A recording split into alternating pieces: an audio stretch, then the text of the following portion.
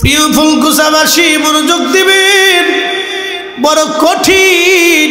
রুহু দেহটাকে যখন কবরে নামানো হয়, ওই দুইজন লোক কবর থেকে উঠে আসে। নবী বলেন, আয়েশা রে, তখন ওই রুহুটা কাদার বলে বুঝছি আমার সঙ্গে আজ আর কেউ যাবে না, আমি একা হয়ে গেলাম।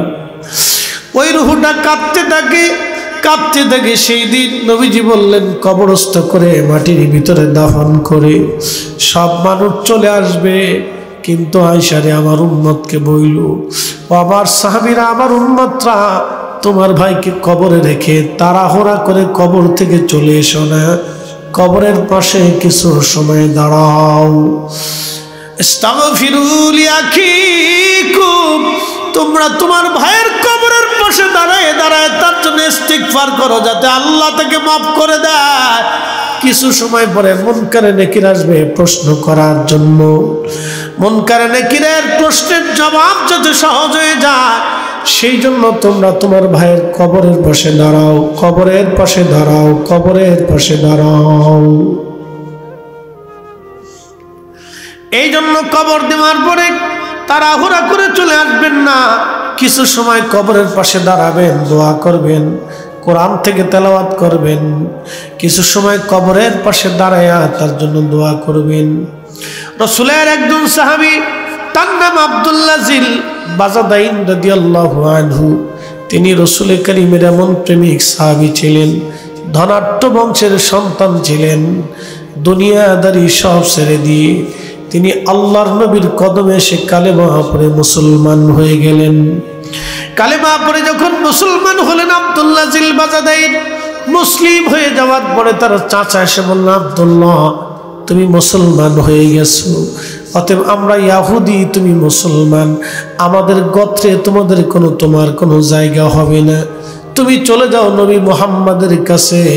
কিন্তু আমি চাচা তোমাকে সমস্ত সম্পদ থেকে বঞ্চিত করলাম, একটা করেও সম্পদ তুমি কখনো পাবে না। আব্দুল্লাহ জিল বাজাদাইন ডাক দেখে, চাচা, দুনিয়ার সব কিছু দিয়ে দিতে পারি, কিন্তু আমি যেই কালেমা গ্রহণ করেছি, চাচা গো, এই কালেমা আমি কোনোদিন দেব না। হে ফুলকুচাবাসী মনোযোগ দিবেন, এই যে পাশেই কবর, কত মানুষ কবরে চলে গেল আর কোনোদিন ফিরে আসে নাই। আজকে যদি আপনি মারা যান, বাজান অপ্রিয় দুটা সত্য কথা আপনাকে বলে দিয়ে যাই, আজকে আপনি যদি মারা যান, আপনাকে ঘর থেকে বের করে নিয়ে আসা হবে। ঘর থেকে বের করে আনার পরে আপনাকে একটা বিছানার চাদর দিয়ে অথবা আপনার গায়ের চাদর দিয়ে আপনার কাপড়ের উপরে, শরীরের উপরে ঢেকে দেওয়া হবে। বন্ধু, ওই কাপড়ে, ওই চাদরে কোনোদিনও আপনার স্ত্রী সন্তান আর ব্যবহার করবে না। চির সত্য বলতেছি, আমি মারা যাওয়ার পরে আমার এই চাদর দিয়ে যদি ঢেকে রাখা হয়, আমার বাচ্চারা জীবনে এই চাদর আর কোনোদিন ব্যবহার করবে না। বলবে, আব্বার লাশের উপরে কাপড়টা ছিল, ওরা ভয় পাবে, ডরাবে, বাবার লাশের উপরে যে কাপড় ছিল, এই কাপড়টা আমরা কেমনে গায়ে দিই ভয় করে। যে প্রিয়তম স্ত্রী একাধারে 40 বছর ধরে আপনার সাথে সংসার করলো, একই বিছানায় ঘুমাইলেন, একই কম্বলের নিচে ঘুমাইলেন, একই সাথে বসবাস করলেন, একই বিছানায় বসে বসে খাবার খাইলেন, আপনার খাবার তাকে খাওয়াইলেন, তার খাবার আপনাকে খাবার দিলেন, কত সুখে দুঃখে পাশে একসাথে জীবন কাটাইলেন। এই স্ত্রী আপনার যে বিছানার চাদর দিয়ে আপনার লাশ ঢাকা হবে, এই চাদর আপনার স্ত্রী আর কোনোদিনও বিছানায় বিছাইবে না। তার কাছে ভয় লাগবে, ভয় লাগবে, আমার স্বামীর গায়ের উপরে, মরা লাশের উপরে কাপড় দেওয়া হয়েছিল। চির সত্য কথাগুলি বলতেছি, যদিও শুনতে খারাপ শোনা যাবে, কিন্তু এটাই সত্য। প্রিয় মুসলমান, আল্লাহর কোরআনে আল্লাহ ডাক দিয়ে বলেন, ইয়া আইয়ুহাল্লাযীনা আমানু লা তুলহিকুম আমওয়ালুকুম ওয়ালা আওলাদুকুম আন যিকরিল্লাহ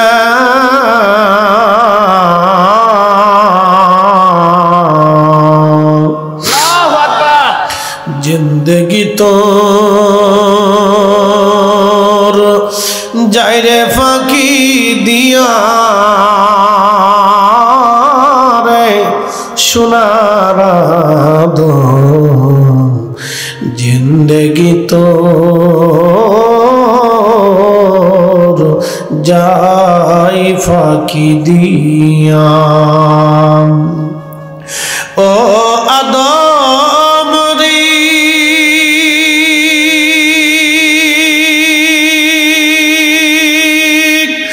পাগ ধরিয়া গেছে দাড়ি দন্ত মাসে গুটাচারি। ও আদম রে পাগ ধরিয়া গেছে দাড়ি দন্ত মাসে গুটাচারি। সমন জারি গিয়াছে করিয়া রে সোনার জিন্দেগি তো যাই ফাঁকি দিয়া। বন্ধু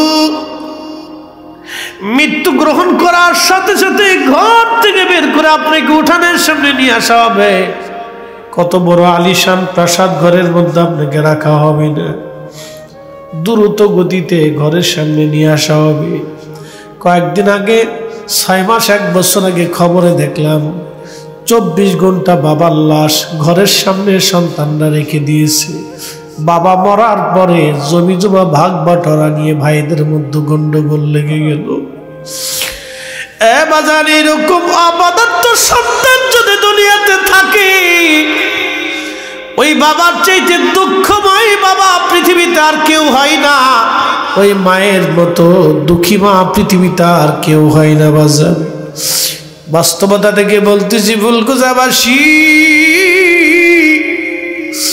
ও বন্ধু আহা বাস্তবতা থেকে বলতেছি শুনে যান। আজ আপনার ইন্তেকালের পরে ঘর থেকে আপনাকে বের করে নিয়ে আসা হবে, উঠানের সামনে রেখে দেওয়া হবে। আপনার দামি খাট পালঙ্ক বাড়ি গাড়ি সব ওই দিন বৃথা হয়ে যাবে। সমাজের লোকজন এসে বলবে দ্রুত গতিতে কবরে নামাও, কারণ 24 ঘন্টা পরে লাশ থেকে গন্ধ বের হতে থাকে। 24 ঘন্টা একটা লাশ কিন্তু পচে যায় না, বরং ওই লাশের পায়খানা রাস্তা দিয়ে একটা পোকা বের হয়ে আসে। ওই পোকাটা তাম শরীরের মধ্যে ছড়াইয়া গন্ধ ছড়াইতে থাকে। আপনার কলিজার টুকরা সন্তান আপনাকে ঘর থেকে বের করে দিবে। আপনার স্ত্রী আপনার কাছেও আসতে চাবে না, শরীর থেকে গন্ধ বের হয়। গন্ধের কারণে কেউ আসবে না, কেউ আপন হতে চাবে না। সেই দিন প্রিয় উপস্থিতি হাজিরিন, মনোযোগ দিয়ে কথাগুলি শুনে যাবেন। গন্ধ ছড়িয়ে গেল, দ্রুত গতিতে কবরে নামানো হবে আপনাকে। সেই দিন আল্লাহ নবী ডাকতে বলেন, আয়েশা রে তুমি কি জানো মানুষের জীবনের কঠিন সময় কখন? বলে আল্লাহ রাসূলুহু আলাইহি, আল্লাহ জানে, নবী জানে। আম্মা জানা আয়েশাকে নবী বলেন, আয়েশা রে একজন মানুষের জন্য কঠিন সময়টা যখন কবরের দিকে নিয়ে যাওয়া হয়, তখন এই রুহটা কাঁদে আর বলে, সন্তান রে এত তাড়াতাড়ি মায়া ভুলে গেলি, আজ আমার এত তাড়াতাড়ি কবরে নামাচ্ছ। কবরটা আর আমার কবর না, এটা জাহান্নামের টুকরা হয়ে গেছে। কলিজার টুকরা সন্তান, আর একটু পরে কবরে নামা। নবীজি বললেন, পাখিরা কথা শুনে, পশুরা ডাক শুনে, কিন্তু মানুষ এবং জিন এই দুইটা প্রাণীকে আল্লাহ কথাগুলি শুনতে দেয় না। ওই রুহু কান্না করতে থাকে। আহা নবীজি বলেন, আয়েশা রে যখন কবরের কাছে নিয়ে যায়, দুইজন কবরের মধ্যে নেমে যায়, আর মানুষগুলি উপরে কবরের চারপাশে দাঁড়ায়। যখন কবরে নামানো হয়, ওই রুহুটা কাঁদার বলে, বুঝি এই দুইজন আমার সঙ্গে কবরে আমার সফর সঙ্গী হয়ে যাবে। আজ একা একা রওনা হবেন এমন এক জগতে, যেই জগতে আপনার আমার আর আপন কেউ নাই। এই জন্য আল্লাহ বলেন, এ বান্দা, সম্পদ এবং সন্তানের প্রেমে পড়িয়া তোমরা আমি আল্লাহর জিকির থেকে নিজেকে গাফেল করো না, গাফেল করো না। যদি করো, ওমাই ইয়াফআল যালিকা ফাউলাইকা হুমুল খাসিরুন।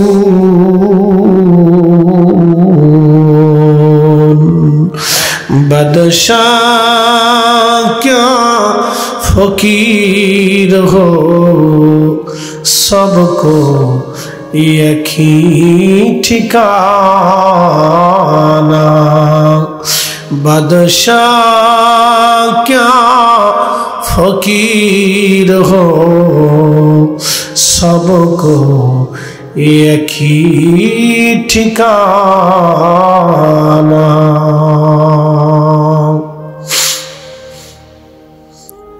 প্রিয় ফুলকুচাবাসী, মনোযোগ দিবেন। বড় কঠিন। রুহু দেহটাকে যখন কবরে নামানো হয়, ওই দুইজন লোক কবর থেকে উঠে আসে। নবী বলেন, আয়েশা রে, তখন ওই রুহুটা কাঁদার বলে, বুঝছি আমার সঙ্গে আজ আর কেউ যাবে না, আমি একা হয়ে গেলাম। ওই রুহুটা কাঁদতে থাকে, কাঁদতে থাকে। সেই দিন নবীজি বললেন, কবরস্থ করে মাটির ভিতরে দাফন করে সব মানুষ চলে আসবে, কিন্তু আয়েশা রে, আমার উম্মতকে বইল, ও আমার সাহাবীরা, আমার উম্মতরা, তোমার ভাইকে কবরে রেখে তাড়াহুড়া করে কবর থেকে চলে এসো না, কবরের পাশে কিছু সময় দাঁড়াও। ইস্তাগফিরু লিআখিকুম, তোমরা তোমার ভাইয়ের কবরের পাশে দাঁড়ায় দাঁড়ায় তার জন্য ইস্তিগফার করো, যাতে আল্লাহ তাকে মাফ করে দেয়। কিছু সময় পরে মুনকারে নেকির আসবে প্রশ্ন করার জন্য।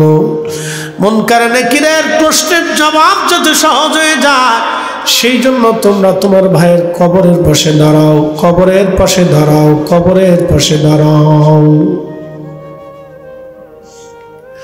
এই জন্য কবর দেওয়ার পরে তাড়াহুড়া করে চলে আসবেন না, কিছু সময় কবরের পাশে দাঁড়াবেন, দোয়া করবেন, কোরআন থেকে তেলাওয়াত করবেন, কিছু সময় কবরের পাশে দাঁড়ায়া তার জন্য দোয়া করবেন। রাসূলের একজন সাহাবী, তার নাম আব্দুল্লাহ জিল বাজাদাইন রাদিয়াল্লাহু আনহু। তিনি রাসূল কারীমের এমন প্রেমিক সাহাবী ছিলেন, ধনাঢ্য বংশের সন্তান ছিলেন। দুনিয়াদারি সব ছেড়ে দিয়ে তিনি আল্লাহর নবীর কদমে এসে কালেমা পড়ে মুসলমান হয়ে গেলেন। কালেমা পড়ে যখন মুসলমান হলেন, আব্দুল্লাহ জিল বাজাদাইন মুসলিম হয়ে যাওয়ার পরে তার চাচা এসে বলল, আব্দুল্লাহ, তুমি মুসলমান হয়ে গেছো, অতএব আমরা ইয়াহুদি, তুমি মুসলমান, আমাদের গোত্রে তোমার কোনো জায়গা হবে না, তুমি চলে যাও নবী মুহাম্মাদের কাছে। কিন্তু আমি চাচা তোমাকে সমস্ত সম্পদ থেকে বঞ্চিত করলাম, একটা করেও সম্পদ তুমি কখনো পাবে না। আব্দুল্লাহ জিল বাজাদাইন ডাক দেখো, চাচা, দুনিয়ার সব কিছু দিয়ে দিতে পারি, কিন্তু আমি যেই কালেমা গ্রহণ করেছি, চাচা গো, এই কালেমা আমি কোনোদিন দেব না। চাচা ডাক দিয়ে বলেন, আব্দুল্লাহ, তাহলে তোমার পরনের জুব্বাখানা আমাদের টাকার কেনা, ওই জুব্বা দিয়ে দাও। আব্দুল্লাহ জিল বাজাদাইন ওই জুব্বাখানা খুলে দিলেন। জুব্বা খুলে দেওয়ার পরে চাচা ডাক দিয়ে বলে, আব্দুল্লাহ, জুব্বা তো দিলা, কিন্তু তোমার পরনের লুঙ্গিটা আমাদের টাকা। বন্ধু তারা সাহাবী, আল্লাহর নবী তাবুকের যুদ্ধের ময়দানে চলে গেলেন। যুদ্ধের ময়দানে চলে যাওয়ার পরে সাহাবায়ে কেরাম যুদ্ধের ময়দানে গেলেন। কাফেররা 30,000 সাহাবীর কথা শুনে পালায় চলে গেল, আর যুদ্ধে তারা আসে নাই। আল্লাহর নবী তাবুকে 1 মাস পর্যন্ত অবস্থান করলেন, ফিরে চলে আসবেন। এমন সময় সাহাবীরা সংবাদ দিলে, ইয়া রাসূলুল্লাহ, আব্দুল্লাহ অসুস্থ হয়ে গেছে। নবী বললেন, তার সেবা করে আল্লাহ কবুল করেছে, সে শহীদ হয়ে যাবে। আব্দুল্লাহ ইন্তেকাল করলো। আল্লাহর নবী বললেন, তার দাফন কাফনের ব্যবস্থা করো। সাহাবীরা, আল্লাহর নবী সাহাবায়ে কেরামকে দাফন কাফনের ব্যবস্থা করলেন। কবর খনন করা হলো। নবীজি কবরের পাশে দাঁড়ায় বলেন, এ সাহাবীরা, তোমরা কবরে রাখো না, আমি নবী নিজে হাতে আমার আব্দুল্লাহকে কবরে নামাবো। না না, হয় না, আরো জোরে বলেন আল্লাহু আকবার। আমার নবী নিজে হাতে আব্দুল্লাহকে কবরে নামাচ্ছিলেন। এমন সময় আব্দুল্লাহ ইবনে মাসউদ ডাক দেখে, ইয়া রাব্বি, এই আব্দুল্লাহর জায়গায় যদি আমি আব্দুল্লাহ হইতাম, আমার জীবন কত বুলন্দ হইতো। আমার রাসূল আমাকে নিজে হাতে কবরে রাখতেন, আমার রাসূল আমাকে নিজে হাতে কবরে রাখতেন। এর চাইতে বুলন্দ নসিব আর কিছুই নাই। উম্মত রাসূলের হাতে উম্মতের দাফন কাফন হয়, এর চাইতে বড় বুলন্দ নসিব আর কিছুই নাই। জোরে বলেন না মারহাবা। তো দাফন হয়ে গেল। দাফন শেষে আল্লাহর নবী কবরের পাশে দাঁড়ায় গেলেন। দাঁড়ায় নবীজি হাত বাড়ায় দিলেন, সাহাবায়ে কেরাম হাত বাড়াইলেন। কবরের পাশে দাঁড়ায় নবীজি হাত তুলে বলে, ইয়া রাব্বি, আমি রাসূল আমার আব্দুল্লাহর উপরে রাজি। তুমি আল্লাহ আমার আব্দুল্লাহর উপরে রাজি হয়ে যাও। একসাথে জোরে বলেন না মারহাবা। এ সবজ গম্বদ ওয়ালে मंजूर दुआ करना, जब वक्त न जा आए आका दीदार अता करना, दीदार अता करना। मैं कब्र अंधेरी में घबराऊंगा जब तन्हा में, कब्र अंधेरी में घबराऊंगा जब तन्हा, इमदाद मेरी करने आजाना রাসূলুল্লাহ।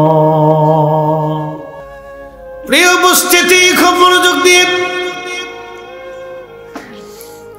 নাস্তিক পণ্ডিত ডাক দিয়ে বলতেছে, হ্যাঁ মুসলমানদের ইমাম, তুমি বলো আল্লাহর আগে কি? ইমাম আজম বললেন, নাস্তিক তুমি তো যুক্তি ছাড়া মানবা না, তাহলে 1 থেকে 10 পর্যন্ত গণনা করো। নাস্তিক শুরু করলো 1 2 3 4 5 7 5 6 7 8 9 10। ইমাম আজম বলল, নাস্তিক পণ্ডিত এবার তুমি 10 থেকে 9 10 পর্যন্ত গণনা করো। 10 9 8 7 6 5 4 3 2 1। ইমাম আজম বলল, হ্যাঁ নাস্তিক পণ্ডিত, তাহলে বলো 1 এর আগে কি? এবার নাস্তিক বলল, 1 এর আগে তো কোনো সংখ্যা নাই। ইমামুল আজম বললে, আমার আল্লাহর আগে কিছুই নাই, আমার আল্লাহ এক। একবার জোরে বলা যাবে কি আল্লাহু আকবার। কখনো তোমাকে যদি ভুলি, হেদায়েতের আলো জেলে নিয় কাছে তুলি, ঠাই দিও প্রিয়তম, ওগো ঠাই দিও প্রিয়তম, ওগো মহিয়ান, তুমি রহমান, তুমি মেহেরবান। অন্ধ গাহে না শুধু তোমারি গুণগান, বুঝায় বুঝে না তবু শান, তুমি রহমান, তুমি মেহেরবান।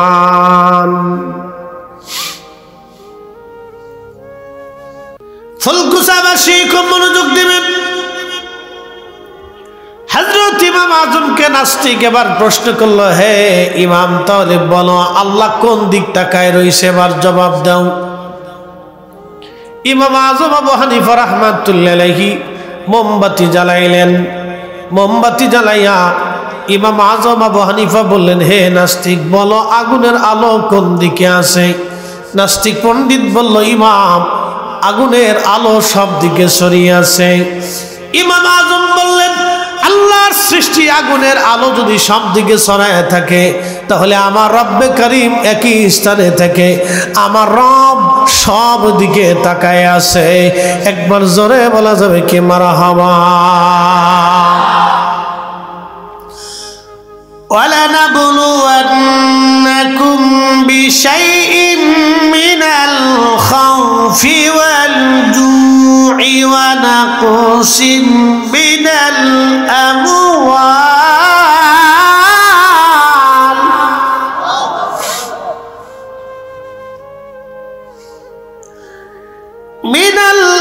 الْأَمْوَالِ وَالْأَنفُسِ وَالثَّمَرَاتِ।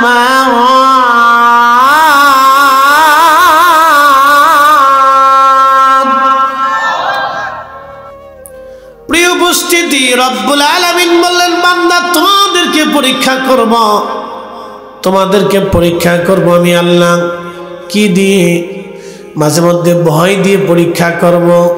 ভয়টা কি? হঠাৎ করে ঠান্ডা পড়ে গেল। কালকের মাহফিলেও হাজার হাজার মানুষ ছিল, আজকের মাহফিলে এসে দেখলাম মাহফিল শূন্য হয়ে গেল। মানুষ ডরে মাহফিলের ভিতরে ঢুকতে চায় না। প্রচণ্ড ঠান্ডায় চারপাশ দিয়ে ঘুরে আগুনের পাশে বসে আছে, ঘরের মধ্যে কম্বলের মধ্যে ঢুকে গেল, কিন্তু মাহফিলে তারা আসলো না। আল্লাহ বললেন, তোমাদেরকে ভয় দেখাই আমি পরীক্ষা করব এবং তোমাদের শস্য শ্যামল নষ্ট করব, অতিবৃষ্টি দিব, অনাবৃষ্টি দিব, খরা দিব, সাইক্লোন দিব, মহামারী দিব, প্রচণ্ড শীত দিব, প্রচণ্ড গরম দিব, এইগুলি তোমাদের জীবন কেড়ে নিব, আমি তোমাদেরকে পরীক্ষা করব। প্রিয় নবী, আমার হাবিব, আপনার উম্মতকে জানায় দেন এই সময় কাদের জন্য সুসংবাদ হবে। ওয়াবাশশিরিস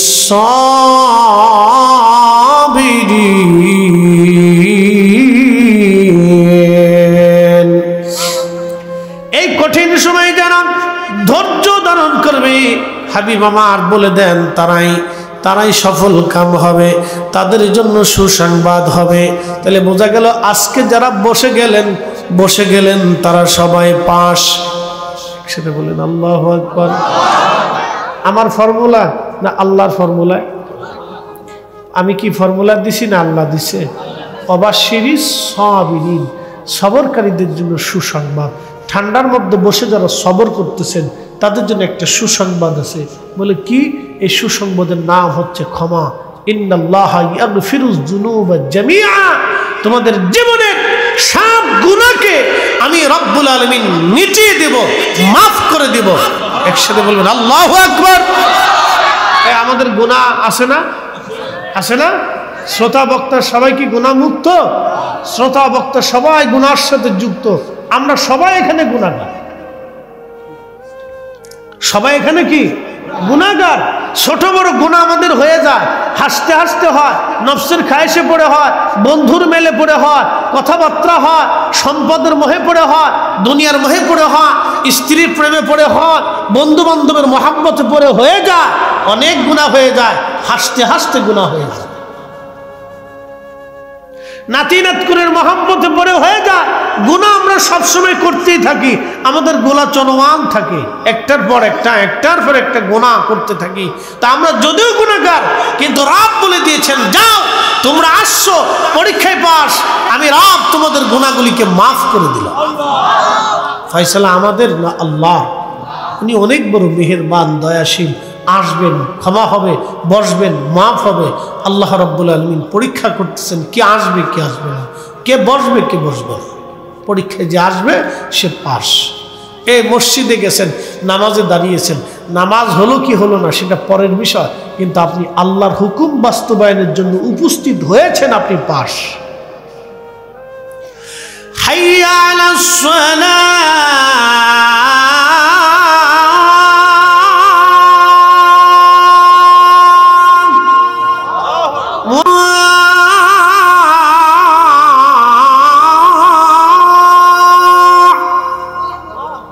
তোমরা কল্যাণের দিকে আসো, তোমরা উপকারিতার দিকে আসো, তোমরা ভালো কাজের দিকে আসো, সালাতের দিকে আসো।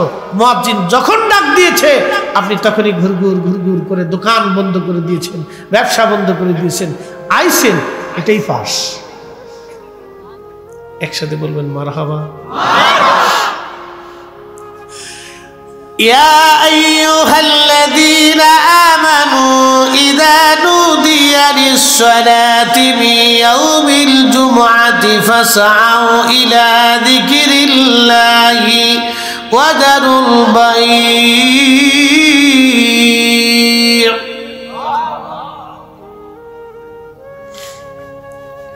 সারা মদিনার ভিতরে দুর্ভিক্ষ ছড়িয়ে গেল। একাধারে 7 দিন মদিনার মধ্যে কোনো খাবার নাই, পানি নাই, খাবার নাই, গম নাই, জব নাই, আটা নাই, রুটি নাই।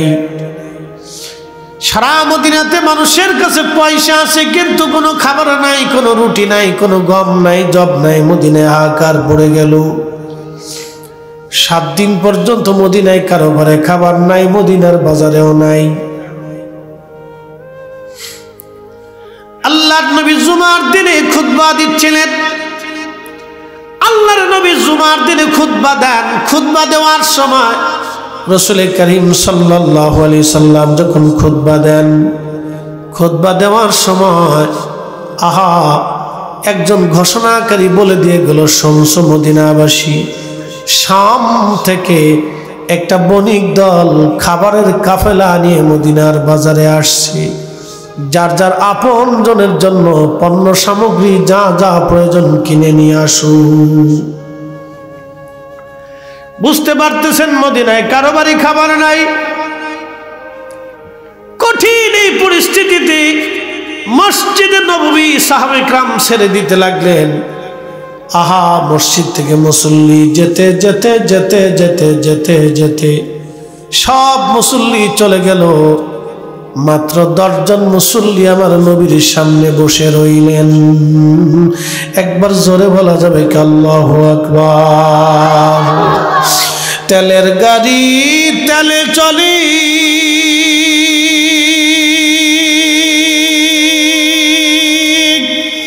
হাওয়ার গাড়ি হাওয়ায় উড়ে, বিনা তেলে চালাই গাড়ি নবী সুলাইমান। আমরা সেই মুসলমান।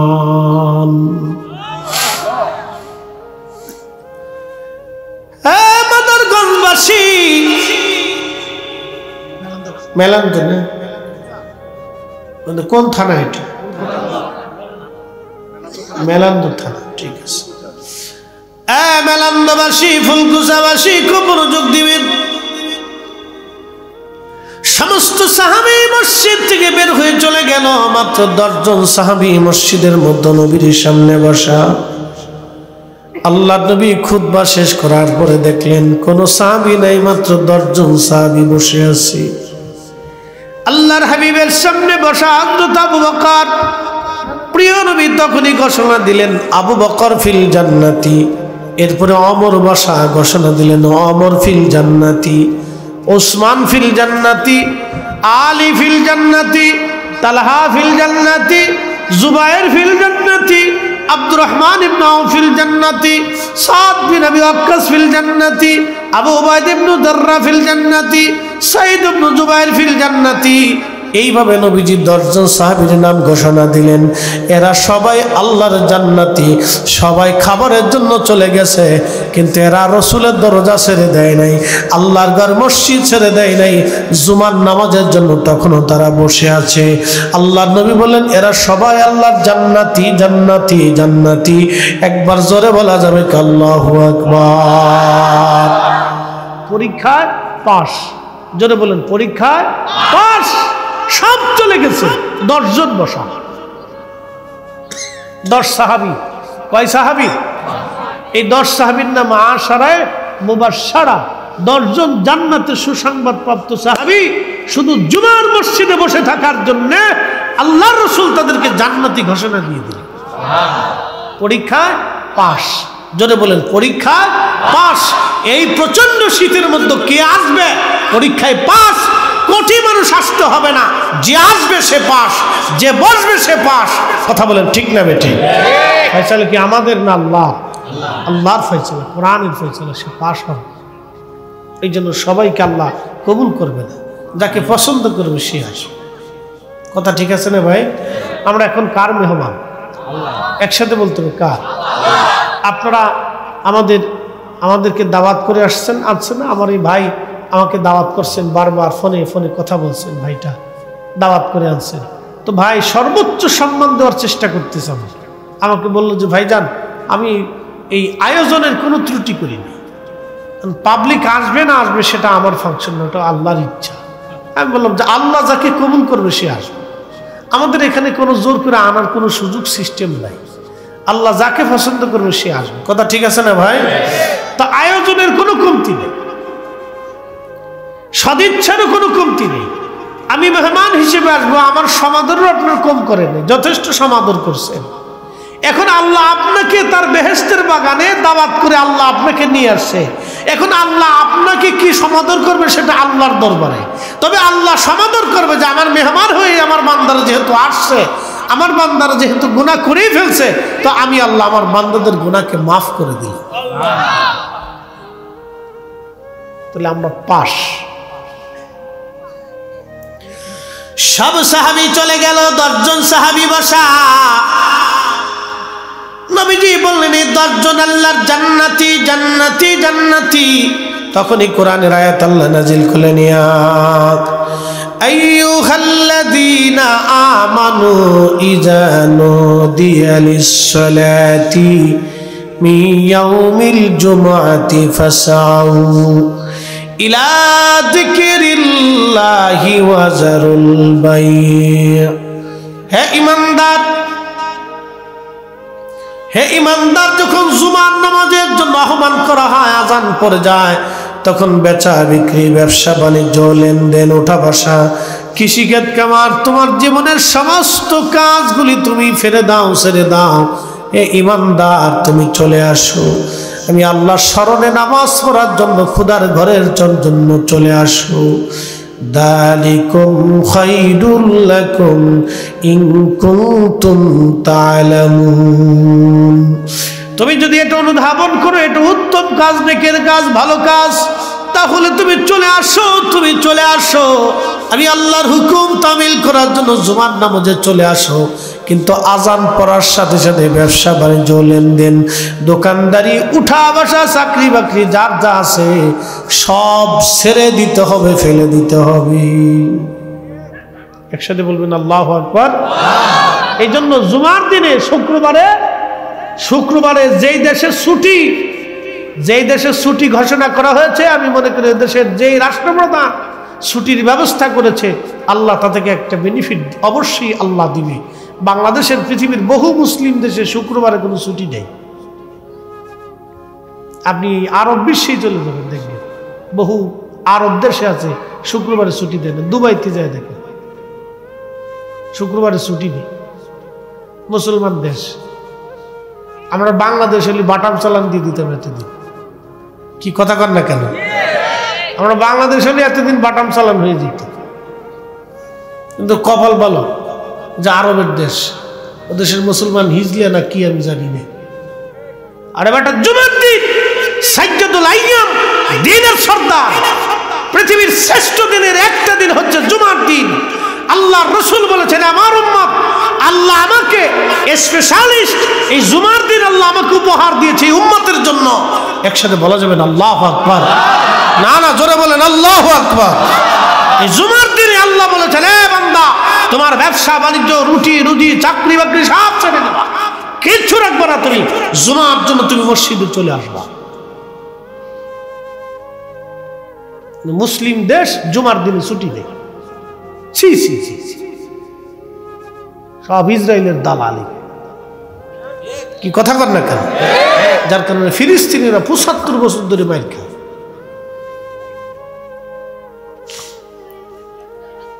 মুসলমান, খুব ভালো করে কথাগুলি শুনে যাবেন। এই জুমার দিনের এত মর্যাদা, এত দাম। আল্লাহর নবী বলে দেখলেন, উম্মত তোমরা শুনে নাও, আমার উম্মত যখন জুমার নামাজের জন্য আজান পড়ার পরে আমার উম্মত জুমার জন্য প্রস্তুতি নিয়ে জুমার নামাজ আদায় করার জন্য মসজিদের দিকে রওনা হয়ে যায়, আদবের সাথে মসজিদে ঢুকে খুব একিন এবং এখলাসের সাথে ইমাম সাহেবের পাশাপাশি বসে, ইমাম সাহেবের কাছাকাছি বসে খুতবা শোনে, আলোচনা শোনে। আলোচনা শোনার পরে আমার উম্মত ধীর স্থিরতার সাথে নামাজ পড়ে আবার হেঁটে হেঁটে বাড়ি চলে আসে। আমার উম্মতের প্রত্যেক কদমে কদমে কদমে কদমে 1 বছরের ইবাদত এবং 1 বছরের নফল রোজা রাখার নেকি আমার উম্মতেরা আমল নামায় আমার আল্লাহ লিখে দেয়। একবার জোরে বলা যাবে কি মারহাবা। কয় বছর? প্রত্যেক কদমে কয় বছর? জোরে বলেন, প্রত্যেক কদমে কয় বছর? প্রত্যেক কদমে কদমে 1 বছর। এমনও মুসল্লি আছে বাড়ি থেকে মসজিদে হেঁটে যাইতে আসতে 500 কদম, 500 কদম যদি হয় 500 বছর, 400 কদম হলে 400 বছর, 1000 কদম হলে 1000 বছর। শুধু এই উম্মতের জন্য আল্লাহ জুমা দিলেন। পৃথিবীর কোন উম্মতকে আল্লাহ জুমা দেন না, শুধু আমাদেরকে আল্লাহ জুমা দিয়েছেন। হয়ে গেল না? জোরে বলেন।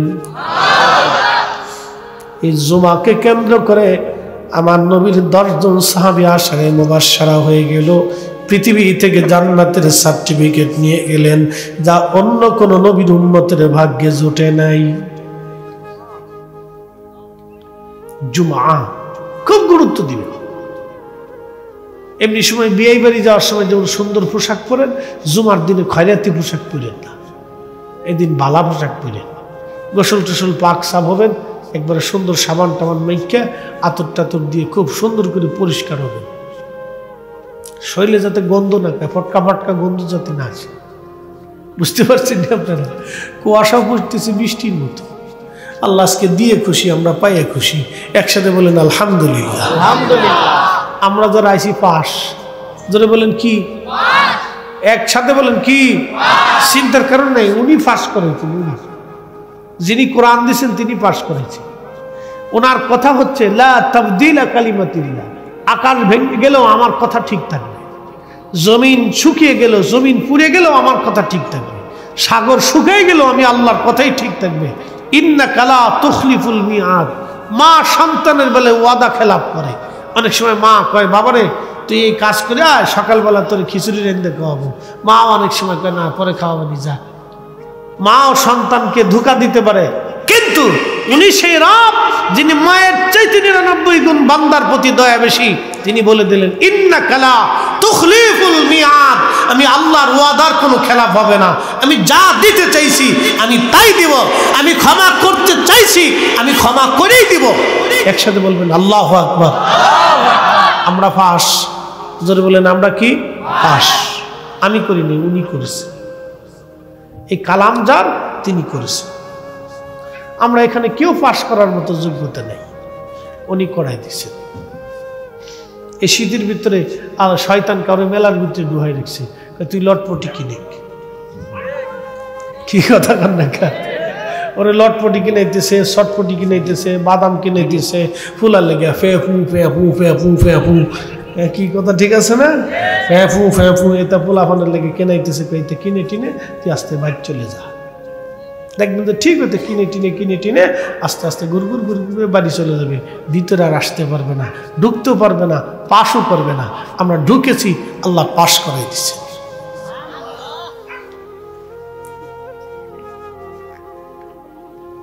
শয়তান এর উপরে বিজয় হয়েছে, কিন্তু আমাদের কাছে পরাস্ত হয়েছে। ইন্নাহু লাকুম আদুউম মুবিন। সে প্রকাশ্য দুশমন, আমাদের ক্ষতি করার জন্য আপ্রাণ প্রচেষ্টা করতেছে। 9 লক্ষ বছর ইবাদত করলো, আল্লাহ যখন মনে বলে দিলেন আল্লাহ রাব্বুল আলামিন তাকে তাড়িয়ে দিলেন, দূর হয়ে যা, এ আজাজিল দূর হ, আমি আল্লাহর স্থানে তোর কোনো জায়গা হবে না। তোকে আমি কাফেরদের অন্তর্ভুক্ত করে দিলাম। শয়তান আল্লাহকে বলে, ইয়া রব 9টা লক্ষ বছর তোমার ইবাদত করছি, একটা না, সেজদার পর সেজদা দিছি, হাজার হাজার শত শত বছর তোমার সেজদার মধ্যে পড়ে থাকছি, আমার কি কিছু দেবা না? আল্লাহ বলে কি চাস? বলে আল্লাহ 3টে জিনিস দেবা। রব্বুল আলামিন তুমি আমাকে 3টা জিনিস দেবা। আল্লাহ ডাক দিলেন, শয়তান তুমি কি চাও? বলে 1 নম্বর কিয়ামত পর্যন্ত হায়াত দিবা। আল্লাহ বললেন তা দিলাম। 2 নম্বর তাম পৃথিবীর তাসাররুফ করবে 1 সেকেন্ডে ক্ষমতা দিলাম দেবা। আল্লাহ বললেন তাও দিলাম। আর কি চাস? বলে রব্বুল আলামিন তোমার বান্দাদের শিরার ভিতর দিয়ে ঢুকে কালবের মধ্যে বসে বসে ধোঁকা দেওয়া আর শক্তি দাও। আল্লাহ বলেন তাও দিলাম। কি করবি? বলে ও আল্লাহ তোর ইজ্জত জালালের কসম করি, তোমার বান্দারে ধোঁকা দিয়ে দিয়ে আমি তোমার বান্দারে গুনাহ করায় করায় জাহান্নামী বানাবো। আল্লাহ ডাক দে বলবে, বান্দা শয়তান তুই আমার বান্দারে গুনাহ করাবি আর আমার বান্দা ক্ষমা চাইতে দেরি হবে, আমি রব্বুল আলামিন ক্ষমা করতে দেরি করব না। একবার জোরে বলা যাবে কি মারহাবা? কখনো তোমাকে যদি ভুলি, হেদায়েতের আলো জেলে নিউ কাশ তুলি, ঠাই দিও প্রিয়তম, ওগো ঠাই দিও প্রিয়তম, ওগো মহিয়ান তুমি রহমান, তুমি মেহেরবান। অন্ধ গাহে না শুধু তোমারি গুণগান, বুঝে বুঝে না তবু শান তুমি রহমান, তুমি মেহেরবান।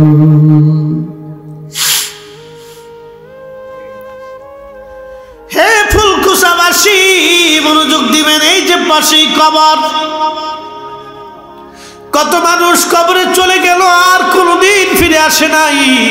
রব্বুল আলামিন বলেন আল্লাযী খালাকাল মাউত, আমি তোমাদের জন্য মরণ সৃষ্টি করলাম।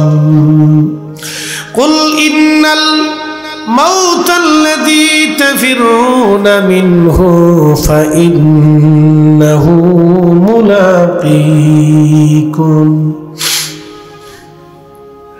আল্লাহ ডাক দিয়ে বলতেছে, হাবিব উম্মতকে বলুন মৃত্যু থেকে তারা পালায়, মরণ থেকে তারা পালায়। বন্ধু তাদেরকে বলে দেন ফাইন্নাহু মুলাকীকুম, এই মরণ তার সাথে মুলাকাত করবে। একদিন মাটি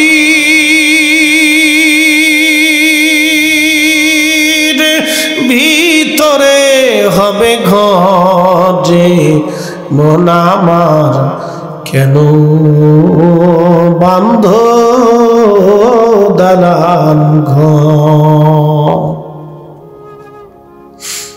ফুলকুসাবাসী খুব মনোযোগ দিবেন। আজকে যদি আপনি মারা যান, বাজান অপ্রিয় 2টা সত্য কথা আপনাকে বলে দিয়ে যাই। আজকে আপনি যদি মারা যান, আপনাকে ঘর থেকে বের করে নিয়ে আসা হবে। ঘর থেকে বের করে আনার পরে আপনাকে একটা বিছানার চাদর দিয়ে অথবা আপনার গায়ের চাদর দিয়ে আপনার কাপড়ের উপরে শরীরের উপরে ঢেকে দেওয়া হবে। বন্ধু ওই কাপড়ে ওই চাদরে কোনোদিনও আপনার স্ত্রী সন্তান আর ব্যবহার করবে না। চির সত্য বলতেছি, আমি মারা যাওয়ার পরে আমার এই চাদর দিয়ে যদি ঢেকে রাখা হয়, আমার বাচ্চারা জীবনে এই চাদর আর কোনোদিন ব্যবহার করবে না। বলবে আব্বার লাশের উপরে কাপড়টা ছিল, ওরা ভয় পাবে, ডরাবে। বাবার লাশের উপরে যে কাপড় ছিল, এই কাপড়টা আমরা কেমনে গায়ে দিই ভয় করে। যে প্রিয়তম স্ত্রী একাধারে 40 বছর ধরে আপনার সাথে সংসার করলো, একই বিছানায় ঘুমাইলেন, একই কম্বলের নিচে ঘুমাইলেন, একই সাথে বসবাস করলেন, একই বিছানায় বসে বসে খাবার খাইলেন, আপনার খাবার তাকে খাওয়াইলেন, তার খাবার আপনাকে খাবার দিলেন। কত সুখে দুঃখে পাশে একসাথে জীবন কাটাইলেন। এই স্ত্রী আপনার যেই বিছানার চাদর দিয়ে আপনার লাশ ঢাকা হবে, এই চাদর আপনার স্ত্রী আর কোনোদিনও বিছানায় বিছাইবে না। তার কাছে ভয় লাগবে আমার স্বামীর গায়ের উপরে মরা লাশের উপরে কাপড় দেওয়া হয়েছিল। চির সত্য কথাগুলি বলতেছি, যদিও শুনতে খারাপ শোনা যাবে, কিন্তু এটাই সত্য। প্রিয় মুসলমান, আল্লাহর কোরআনে আল্লাহ ডাক দিয়ে বলেন, ইয়া আইয়ুহাল্লাযীনা আমানু লা তুলহিকুম আমওয়ালুকুম ওয়ালা আওলাদুকুম আন যিকরিল্লাহ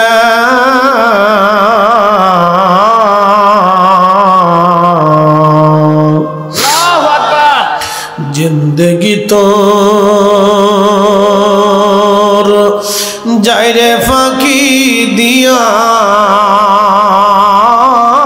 रे सुनारा दो जिंदगी तो जाय फाकी दिया ओ अदा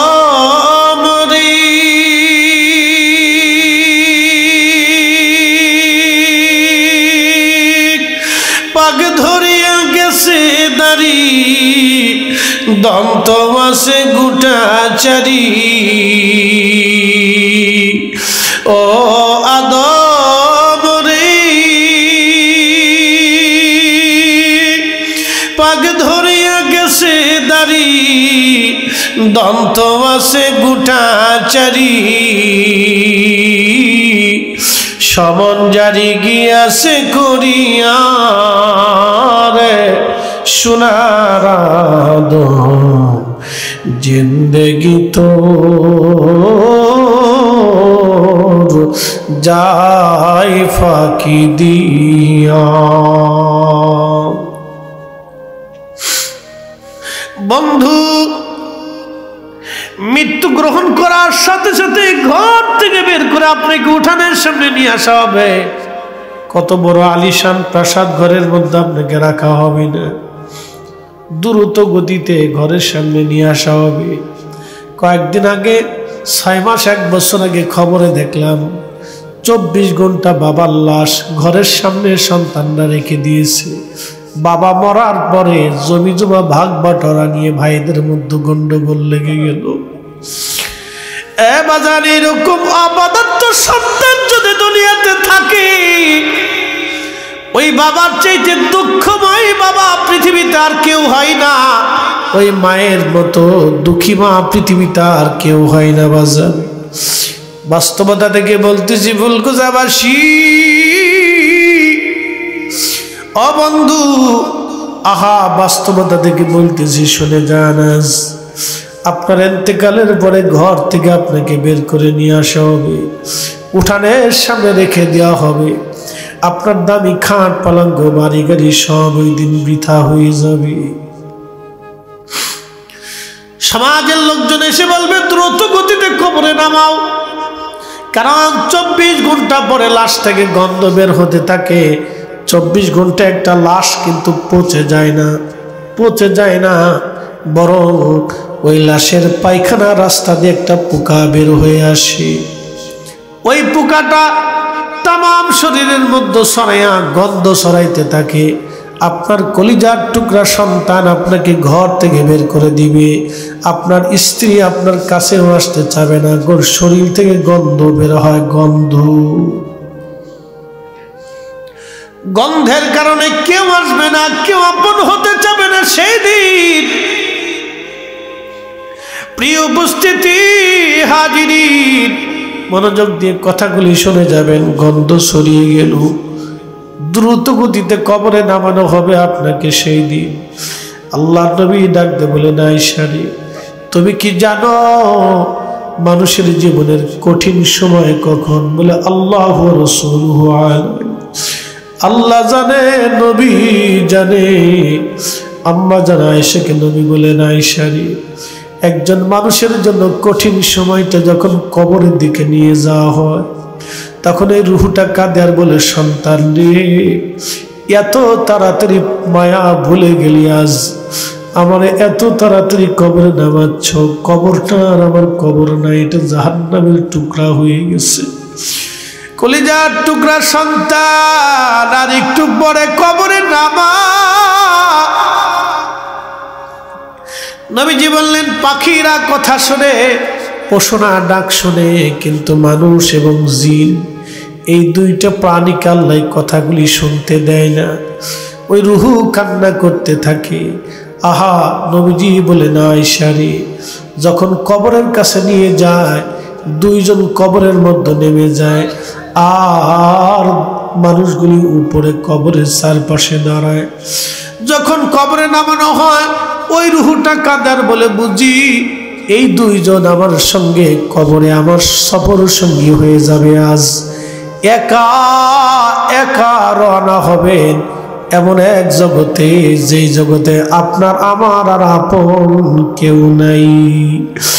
এই জন্য আল্লাহ বলেন, এ বান্দা, সম্পদ এবং সন্তানের প্রেমে পড়িয়া তোমরা আমি আল্লাহর জিকির থেকে নিজেকে গাফেল করো না, গাফেল করো না। যদি করো, ওমাই ইয়াফআল যালিকা ফাউলাইকা হুমুল খাসিরুন।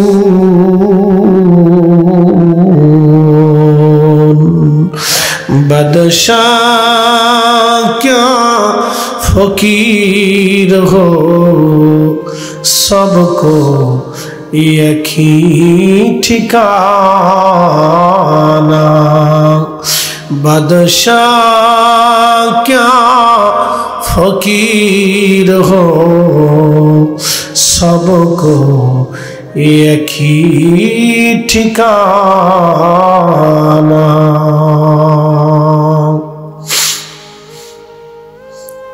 প্রিয় ফুলকুচাবাসী, মনোযোগ দিবেন, বড় কঠিন। রুহু দেহটাকে যখন কবরে নামানো হয়, ওই দুইজন লোক কবর থেকে উঠে আসে। নবী বলেন, আয়েশা রে, তখন ওই রুহুটা কাদার বলে, বুঝছি আমার সঙ্গে আজ আর কেউ যাবে না, আমি একা হয়ে গেলাম। ওই রুহুটা কাঁদতে থাকে, কাঁদতে থাকে। সেই দিন নবীজি বললেন, কবরস্থ করে মাটির ভিতরে দাফন করে সব মানুষ চলে আসবে, কিন্তু আয়েশা রে, আমার উম্মতকে বইল, ও আমার সাহাবীরা, আমার উম্মতরা, তোমার ভাইকে কবরে রেখে তাড়াহুড়া করে কবর থেকে চলে এসো না, কবরের পাশে কিছু সময় দাঁড়াও। ইস্তাগফিরু লিআখিকুম, তোমরা তোমার ভাইয়ের কবরের পাশে দাঁড়ায় দাঁড়ায় তার জন্য ইস্তিগফার করো, যাতে আল্লাহ তাকে মাফ করে দেয়। কিছু সময় পরে মুনকারে নেকির আসবে প্রশ্ন করার জন্য। মুনকারে নেকিরের প্রশ্নের জবাব যাতে সহজ হয়ে যায়, সেই জন্য তোমরা তোমার ভাইয়ের কবরের পাশে দাঁড়াও, কবরের পাশে দাঁড়াও, কবরের পাশে দাঁড়াও। এই জন্য কবর দেওয়ার পরে তাড়াহুড়া করে চলে আসবেন না, কিছু সময় কবরের পাশে দাঁড়াবেন, দোয়া করবেন, কোরআন থেকে তেলাওয়াত করবেন, কিছু সময় কবরের পাশে দাঁড়ায়া তার জন্য দোয়া করবেন। রাসূলের একজন সাহাবী, তার নাম আব্দুল্লাহ জিল বাজাদাইন রাদিয়াল্লাহু আনহু, তিনি রাসূল কারীমের এমন প্রেমিক সাহাবী ছিলেন, ধনাঢ্য বংশের সন্তান ছিলেন। দুনিয়াদারি সব ছেড়ে দিয়ে তিনি আল্লাহর নবীর কদমে এসে কালেমা পড়ে মুসলমান হয়ে গেলেন। কালেমা পড়ে যখন মুসলমান হলেন, আব্দুল্লাহ জিল বাজাদাইন মুসলিম হয়ে যাওয়ার পরে তার চাচা এসে বলল, আব্দুল্লাহ, তুমি মুসলমান হয়ে গেছো, অতএব আমরা ইয়াহুদি, তুমি মুসলমান, আমাদের গোত্রে তোমার কোনো জায়গা হবে না, তুমি চলে যাও নবী মুহাম্মাদের কাছে। কিন্তু আমি চাচা তোমাকে সমস্ত সম্পদ থেকে বঞ্চিত করলাম, একটা করেও সম্পদ তুমি কখনো পাবে না। আব্দুল্লাহ জিল বাজাদাইন ডাক দেখো, চাচা, দুনিয়ার সব কিছু দিয়ে দিতে পারি, কিন্তু আমি যেই কালেমা গ্রহণ করেছি, চাচা গো, এই কালেমা আমি কোনোদিন দেব না। চাচা ডাক দিয়ে বলেন, আব্দুল্লাহ, তাহলে তোমার পরনের জুব্বাখানা আমাদের টাকার কেনা, ওই জুব্বা দিয়ে দাও। আব্দুল্লাহ জিল বাজাদাইন ওই জুব্বাখানা খুলে দিলেন। জুব্বা খুলে দেওয়ার পরে চাচা ডাক দে বলে, আব্দুল্লাহ জুব্বা তো দিলা, কিন্তু তোমার পরনের লুঙ্গিটা আমাদের টাকা নিতে গেথে রেখেছি প্রেমের মালা। ইয়া রাসূলুল্লাহ ইয়া হাবিবাল্লাহ, ইয়া রাসূলুল্লাহ ইয়া হাবিবাল্লাহ, ইয়া রাসূলুল্লাহ।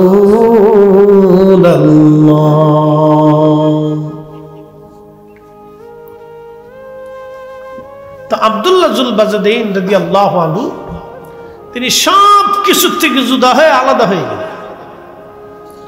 কয় টুকরা চাদর? একসাথে বলেন, কয় টুকরা? 2 টুকরো চাদর, আর কিচ্ছু নেই। এই জন্য ওনারা সাহাবী। আল্লাহ কোরআনে তাদের মর্যাদা সম্পর্কে বলেছেন, রাদিয়াল্লাহু আনহুম ওয়া রাদু আন। তারা, আল্লাহ বলেন আমি তাদের উপরে খুশি, তারাও আমি আল্লাহর উপরে খুশি। যালিকা লিমান খাশিয়া রাব্বাহ, কেন? তারা আমি আল্লাহকে ভয় করত। পৃথিবীর একজন রসুলের আদনা সাহাবীর জুতা যদি এক পাল্লায় দেন, আর আমাদের সবাইকে যদি আর এক পাল্লায় দেন, রসুলের একজন আদনা সাহাবীর জুতা আর ওজনের সমান হবে না। কথা কর না কেন, জোরে বলেন। দুনিয়াতে কিছু মানুষ সম্মানিত থাকবে, হাসরের ময়দানে তারা অসম্মানিত হবে। দুনিয়াতে অসম্মানিত ব্যক্তিগুলি হাসরের ময়দানে আল্লাহর কাছে সম্মানিত হবে একটা কারণে, ইন্না আকরামাকুম ইনদাল্লাহি আতকাকুম, যার অন্তরে আল্লাহর ভয় বেশি, আল্লাহর দরবারে তার দাম বেশি। কি কথা কর না কেন, ঠিক কি না? যার অন্তরে কার ভয় বেশি? আল্লাহর ভয়। জোরে বলেন, কার ভয়? আল্লাহর ভয় বেশি, তার দাম আল্লাহর দরবারে তত বেশি। একসাথে বলা যাবে না আল্লাহু আকবার? এই বক্তার চাইতে শ্রোতার দাম আল্লাহর কাছে কিয়ামতের ময়দানে বেশি হয়ে যাবে। কি কথা কর না কেন? ইমামের চাইতে মুসল্লির দাম কিয়ামতের ময়দানে আল্লাহর কাছে বেশি হয়ে যাবে, কারণ আল্লাহর ভয় অন্তরে থাকার কারণে। কথা কন ঠিক কিনা? আল্লাহর ভয় অন্তরে থাকার কারণে দাম বেশি হয়ে যাবে।